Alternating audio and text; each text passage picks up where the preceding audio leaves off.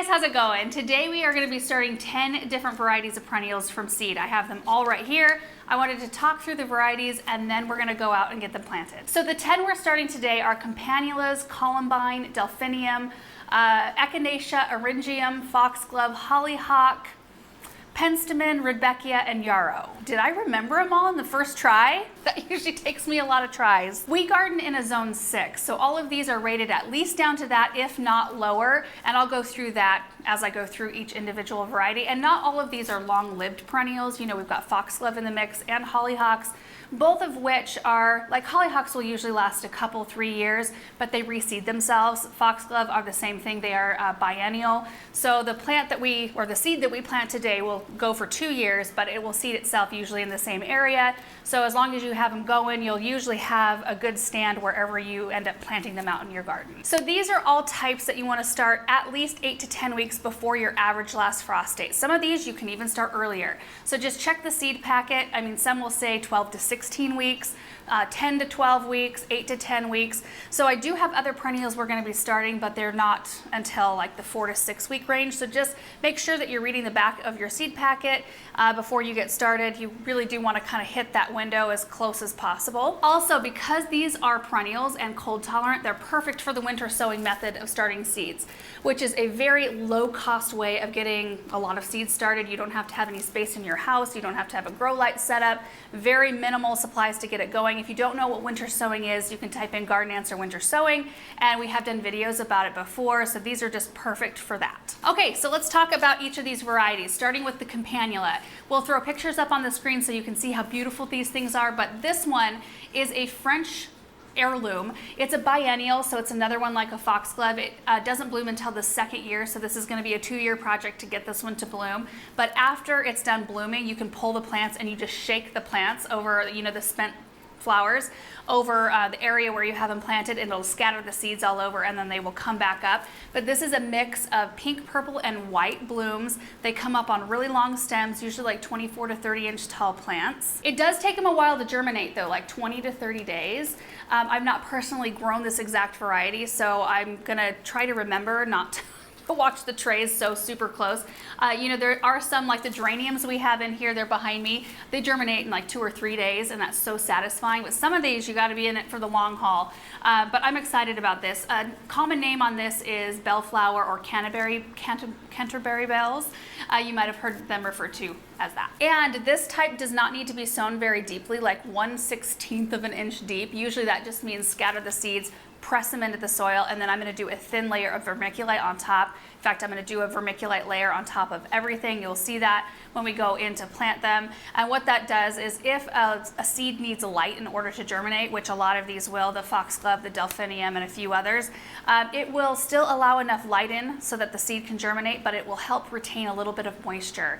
So we live in such a dry climate, it can be a little bit tough to keep seed trays moist enough. You know, if you put a humidity dome on it, it really does help with that.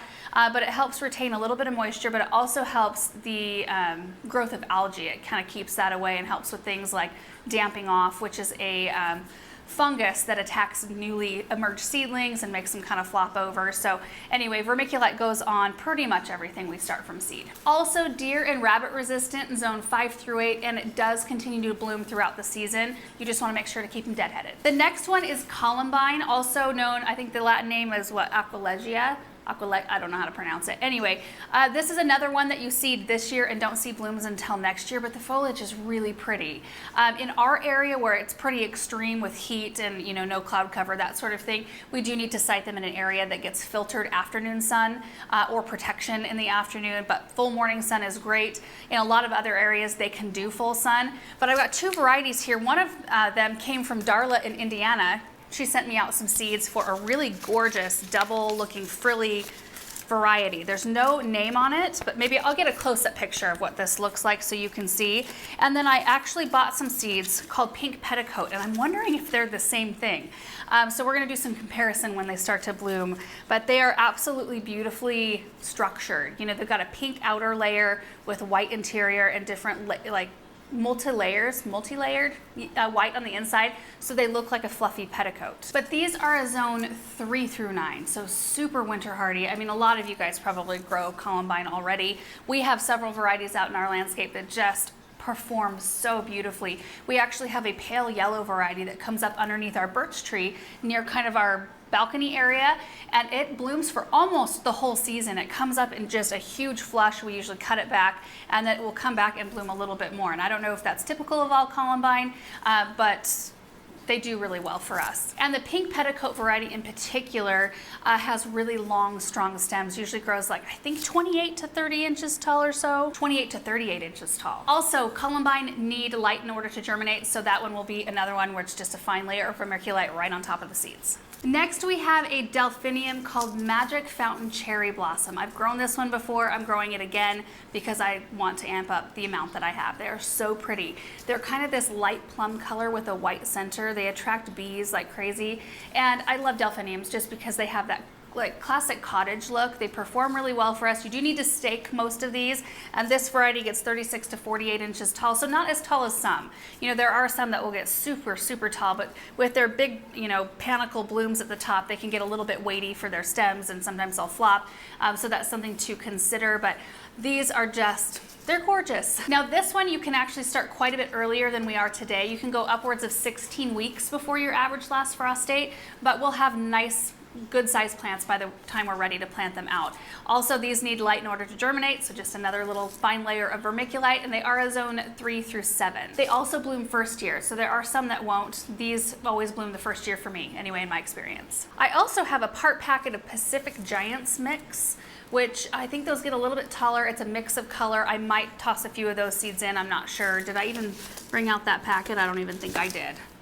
We might just do these, we'll see. Next is a grouping of Echinacea, a couple varieties you guys have sent out to me, and then we are gonna do the classic Echinacea purpurea. There are so many different varieties of Echinacea, lots of different colors, bloom structures. We have a lot of them already planted out in our landscape, but they're one of those types of perennials for us that like the heat, they like it dry.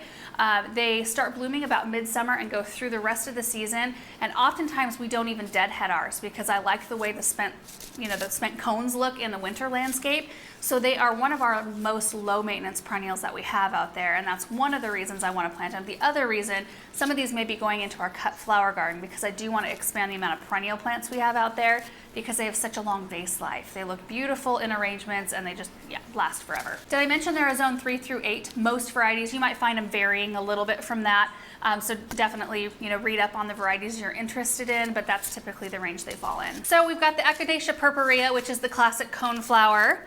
Grows about 3 feet tall. We've got a variety called Cheyenne Spirit, which is a mix of colors. You might see some purple in there, yellow, reds, oranges. They're just a really pretty color, especially when they start to bloom. It's kind of like in that time of year where it's really hot going into fall, and it just looks appropriate for the season. All of these are open pollinated, by the way, as well. And then we've got Green Twister, which is a really interesting color. It's a green with a little bit of purple in there. And last year I started Echinacea seeds and I did not have very much success with it. I've done Echinaceas before with success. I think I kept the trays too wet. I had them in the greenhouse and it was the first season I was starting seeds in there, and I had some learning to do. I still have a lot of learning to do, so I'm hoping we can keep them a little bit drier. And I did get a few plants out of the experiment, but I'm hoping to get quite a few more this year. But amazing one for winter interest, attracting pollinators, being low maintenance, and good for drought tolerant heat areas, high heat areas. Okay, the next one is also a heat loving, drought tolerant perennial called Eryngium, also known as sea holly, and it's one that I've had really good luck starting from seed. I've done actually I've done both of these. I did both of these last year, and then I've done another variety. So we've got blue glitter, steel blue right here, and then I did white glitter one year, and I have those planted right next to the vegetable garden black picket fence with those white blooms. It's really, really pretty. They're kind of thistle-esque, so they're a little bit rough to work with when you're getting ready to cut them back or cut them for using in arrangements, so you do want to wear gloves. But they've got a really beautiful structure. Their flowers are great and long-lasting in flower arrangements. They are really good as a dried flower. flower as well. They're a zone 3 through 8 and typically bloom in their second year. However, and I don't know if it's different from variety to variety, but the white glitter bloomed the first year for me. So I was very happy to see just a little bit of color. Who knows, maybe we'll see some color on these this year. But the blue glitter in particular, they take on this kind of metallic-y blue finish when they're done and dried. They're really beautiful, and they attract tons of different pollinators, not just honeybees, but they attract wasps and different types of pollinating flies and things as well. This is also one that you can start up to 16 weeks before your average last frost date. So if you are the type who likes to keep busy in the winter and you've got a place where you can start seeds and tend to them, Delphiniums and Eryngium are a really good one to start super duper early if you want to. Next we have Foxglove. I've got several varieties of these. Botanical name is digitalis. You might notice that the packets look quite a bit thicker. It's because most of the time when you're buying foxglove seed, you will get them pelleted, or they come pelleted, because the seed is so tiny. It makes them a lot easier to handle, so you get the proper amount in each of your cells. It does take the shelf life down on your seeds though, so don't order a ton of pelleted seeds thinking you can use them for several years like most of our other seeds. You can hold on to those extra seeds you've got and they're fine for lots and lots of years.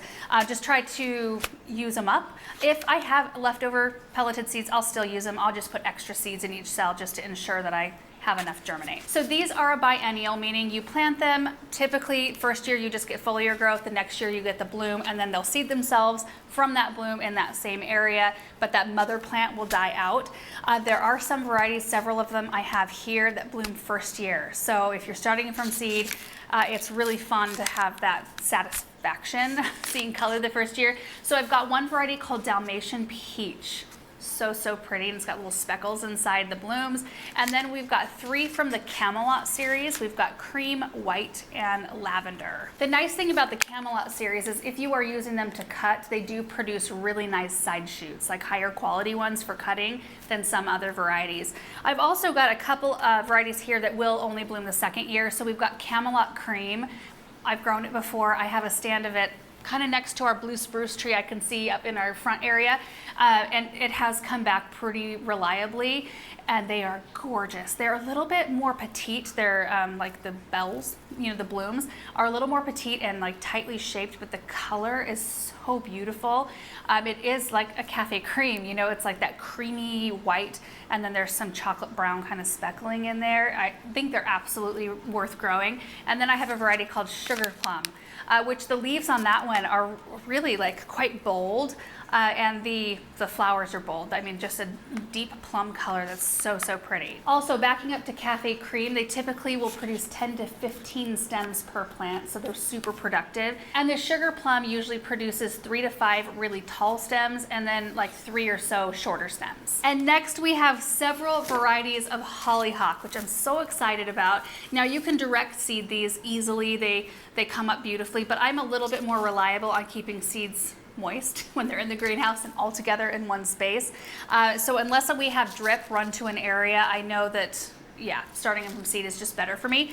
And hollyhocks are just one of those perennials, and they're a semi-short-lived perennial. They'll live for several years, but they just reseed themselves. And in our climate where we are fairly dry, because I do like consistent moisture, we don't find them spreading like wildfire. I mean, they're pretty easy for us to control. But my parents had them lining, or do still have them lining their driveway, and they just are such a nostalgic flower for me. And I'm hoping to give some of these to my mom too once I have them grown, because like Majorette Double Champagne, oh my goodness, these are beautiful.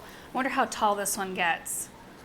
It doesn't say on here, but some of them can get like real tall, like 8-9 feet tall. Anyway, these we will seed a little bit deeper, like 1/4 inch in our cells. We've got another variety called Chestnut Brown. These all came from Swallowtail Gardens. These came from Baker Creek. We got Chestnut Brown, Golden Yellow, and Halo Apricot. Usually they're hardy down to like a zone 3. The only drawback of hollyhocks for us here is that the spider mites absolutely love them. We don't deal with rust issues on ours. I've heard that being an issue for some of you guys, but spider mites are a huge one, so it's something we have to keep a close eye on. Next, we've got some Penstemon. I've got 3 different varieties here. One called Lovely, which is a purple, and then we've got Palmer's Penstemon, which is a pink.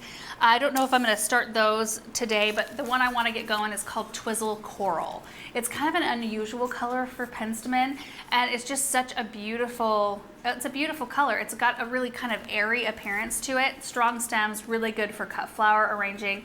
Penstemon do really well for us here. This particular variety is hardy down to zone 5. I don't know if that's typical of all of them. You know, every variety is just a little bit different, but this is a great one for pollinators. Hummingbirds, butterflies, bees, love it.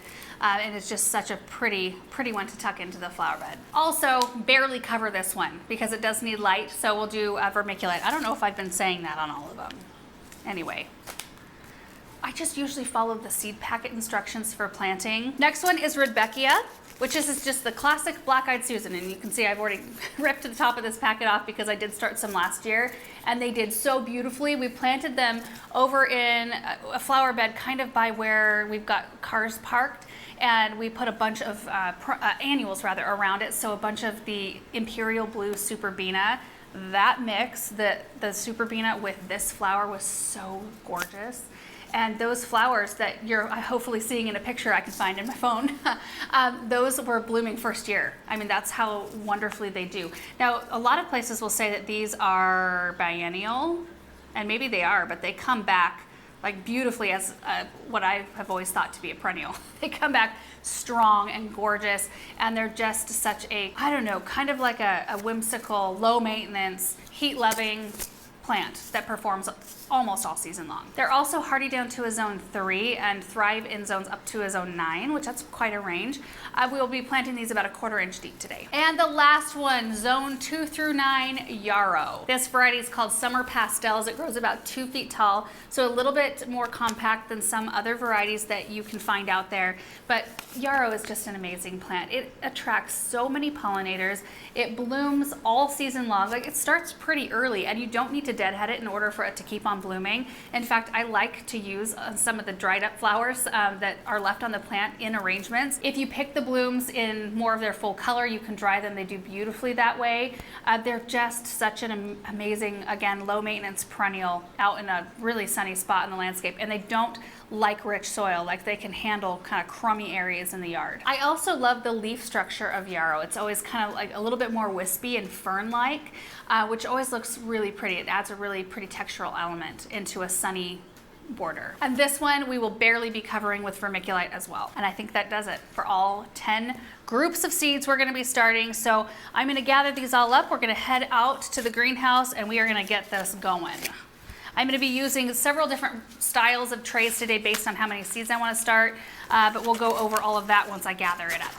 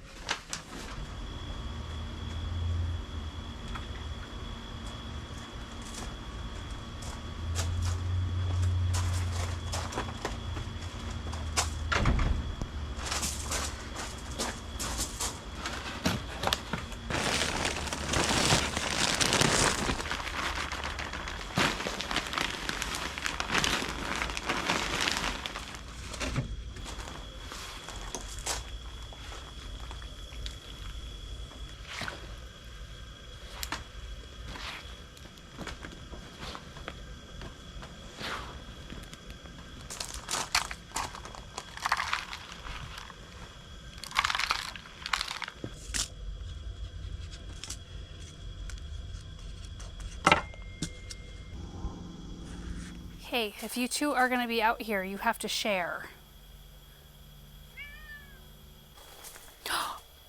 Cheddar! No wonder Russell takes after you all the time. All set up here in the greenhouse. I went through all the varieties we have today and figured out how many trays I was going to need, both of the large and the small. I think in the end we're going to have 20 flats. I already prepped the first tray here, so you can see that these are a 24 cell tray. I've got my stack right here. So we're going to be using 6 of the large trays with 6 packs in them, which I need to go grab out of the barn. I forgot them. And then we'll be using 14 of the 24 count trays You can see I've already got a few things going here. Those are our onions and shallots, and then we've got the wheatgrass. Also, just as a side note, ranunculus are looking amazing. Oh my word. I also prepped our soil here, so this is the seed starting mix. Added a little bit of moisture, put some in the tray, and then I kind of tamp it down and add extra if we need to. I've got all of our seeds sitting right here, and we're gonna plant the Magic Fountains Cherry Blossom Delphinium first. Got our ID tag and marker as well, and I try to identify the tray before I even put the seeds in it. I'm going to be planting 2 seeds per cell on everything that we plant today, and then the delphiniums happen to be one of those that need to just be covered with vermiculite. So I thought I would show you just this one tray slowed down, and then the rest of them are pretty much the same thing, other than those couple that need to be planted a little bit deeper. But I'm going to do vermiculite on top of everything, so this process is going to look pretty much the same. But when you get ready to plant your seeds, just verify the seed planting depth on the back of the seed packet and make sure to follow that information. Okay, so delphinium seeds look like this. Pretty easy to handle. There's supposed to be 50 seeds in this packet. We've got 24 cells, so there'll be 2 cells that have 3 seeds. Okay, so I'm just gonna put the seeds kind of not all the way in opposite corners, but far enough apart from each other that we can separate them later on. It's kind of a hard one to even see because the seeds match the color of the soil. The delphiniums and eryngium, those things that you can start out earlier, like 16 weeks before your frost, oftentimes those will end up in a position where you need to pot them up into a larger size container before you get ready to plant them out. We may not have to do that since we're starting a little bit later. I don't know if you can see the cats in this shot, but they're actually getting along right now. They were just fighting. I'm also not going to use bottom heat on any of these to get them to germinate faster because I figure we've got time. They can just do their thing. It's pretty warm in here. So now I'm going to take my vermiculite, just do a light layer.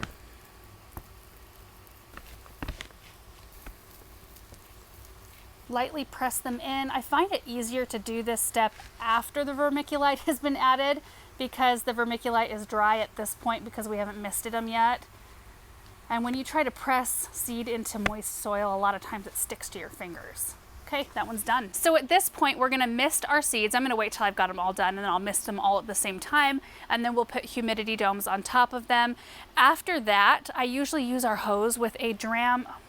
I've got a wand, well, I'll show you. I swapped the water diffuser thing that's on the normal dram wand. This is also dram brand, but it's got tiny, tiny holes and a ton of them, so it sends out a really soft stream of water.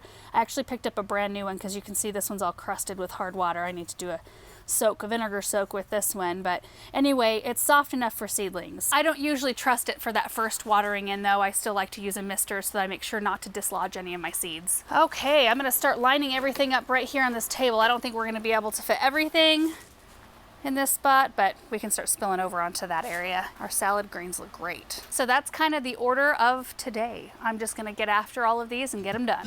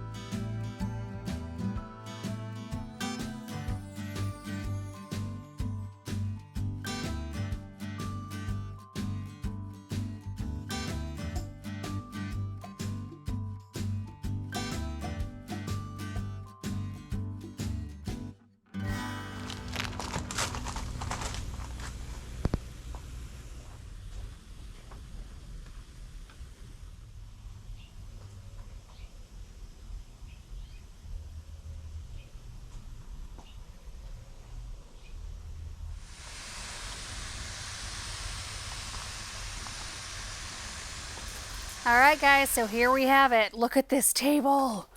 Oh my goodness, and it's about to get so much busier in here. I'm gonna have to do some major rearranging. Oh my word. So to this table today, we added all of this from here over, and then from here over. And then back here, these 6 flats. So we did end up with 20 flats altogether. Now I'm not sure if you noticed, but I did not put the watertight tray underneath this one, but I did underneath the big trays. And the reason for that is the big trays, the 11 by 22 ones that are supposed to be watertight, anything that I use out here I poke holes in because I don't mind them draining onto the ground. And the little 6-packs that I have I'm reusing, so they're not in a solid sheet, and I need some way to keep them corralled. And then the other 24 count trays, I just want them to drain freely. So both of them drain freely. If you're inside, you know, all the seed starting we do inside, I do put all of my trays in something watertight so that it protects the surface they're on. But out here where I'm watering a little bit more liberally, a little bit more messy, I want to make sure that they drain. So I did mist them all, so I settled all of the seed into their new little homes, put the humidity domes on. The domes will only stay until they have germinated, and then those will come off. And then, like I said, I don't think I'm going to be applying any supplemental heat underneath. That does speed germination. I'll read up on all of these 10 again to see if any of them benefit from that.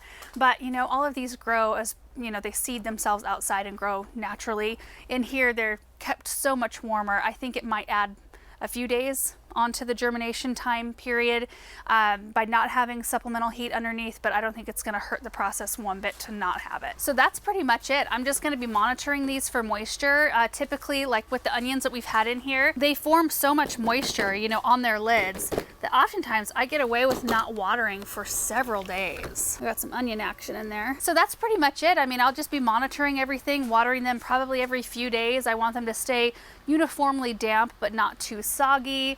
And then once we see them start to pop, we can remove the lids and just watch them grow. I'm so excited about it. I'm really thinking about creating some perennial areas specifically in the cut flower garden where I just plant a lot of these kinds of things out that really last beautifully as cut flowers and that come back reliably, that are low maintenance for us, and that I tend to want to cut out of my flower beds anyway when I'm making arrangements. But I mean, I want to cut them, but I don't want to cut them because I want them to still look good in my flower bed. So it'll be nice to have some of these things possibly out in the cut flower garden. And I don't know, I kind of want to maybe plant less of some of the things I plant a ton of. We plant a ton of zinnias, a ton of snapdragons, a ton of those things, and those are awesome flowers, but I don't need a ton of them. So more perennial stuff and a little bit more diversity out there I think will be nice. So anyway, I will be giving you guys updates on how things are going here as we move along this spring. Thank you so much for watching this video. I hope you enjoyed it, and we will see you in the next one. Bye.